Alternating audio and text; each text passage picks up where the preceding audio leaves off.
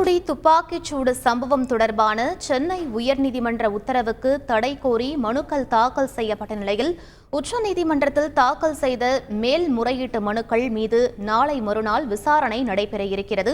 கூடுதல் விவரங்களை எமது செய்தியாளர் வெங்கடேசன் வழங்க கேட்கலாம். வணக்கம் வெங்கடேசன், இந்த வழக்கின் பின்னணி என்ன, முழு விவரங்களை பதிவு பண்ணுங்க. வணக்கம். தூத்துக்குடி சம்பவம் தொடர்பாக தானாக முன்வந்து விசாரணைக்கு எடுத்த வழக்கை தேசிய மனித உரிமை ஆணையம் முடித்து வைத்ததை எதிர்த்த மனித உரிமை ஆர்வலர் என்ரின் திபேங் தாக்கல் செய்த அந்த வழக்கில் துப்பாக்கிச்சூடு சம்பவம் நடைபெற்ற காலத்தில் பணியாற்றிய காவல்துறை மற்றும் வருவாய்த்துறை அதிகாரிகளின் சொத்து விவரங்களை சேகரிக்கும்படி தமிழக லஞ்ச ஒழிப்புத்துறைக்கு சென்னை உயர்நீதிமன்றம் கடந்த 15ஆம் தேதி உத்தரவிட்டிருந்தது. மேலும் இந்த சொத்து விவரங்களை குறித்த அறிக்கையை தாக்கல் செய்ய லஞ்ச ஒழிப்புத்துறைக்கு மேலும் 3 மாதங்கள் கால அவகாசம் வழங்கி கடந்த 29ஆம் தேதி ஒரு உத்தரவை பிறப்பித்திருந்தது.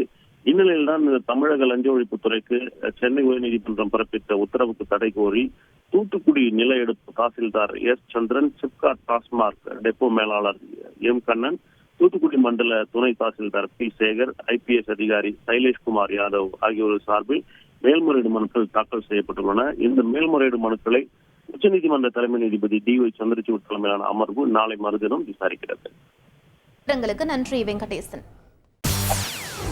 செய்திகளை உடனுக்குடன் தெரிந்து கொள்ள உடனே சப்ஸ்கிரைப் பண்ணுங்க.